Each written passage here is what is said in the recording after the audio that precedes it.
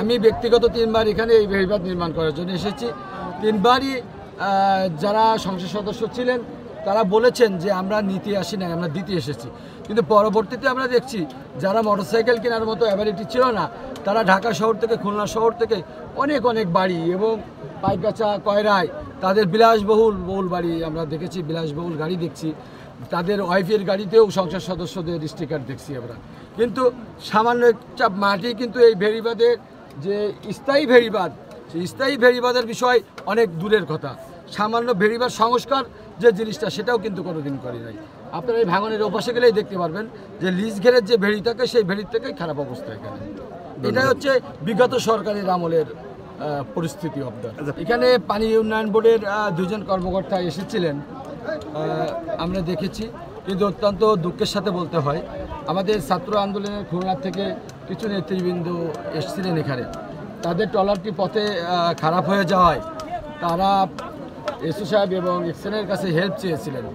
তারা এখানে কাজ করার জন্য এসেছিলেন, এই যারা কাজ করছে এখনও তারা, এবং ছাত্র আন্দোলনের কিছু লোক। কিন্তু তারা তাদেরকে না নিয়ে ফটো সেশন করার জন্য এখানে দ্রুত চলে এসে ফটো সেশন করে তারা চলে যান। কথা বলতে গেলে অনেক কথাই চলে আসে। তো যেহেতু সরকার পরিবর্তন হয়েছে, আমরা বিগত সরকারের আমলে আমরা যেটা দেখেছি যে সরকার লুটপাট এবং নিজের পকেট ভারী করার জন্য, নেতাকর্মীদের চাঁদাবাজির জন্য এলাকা অতিষ্ঠিত ছিল।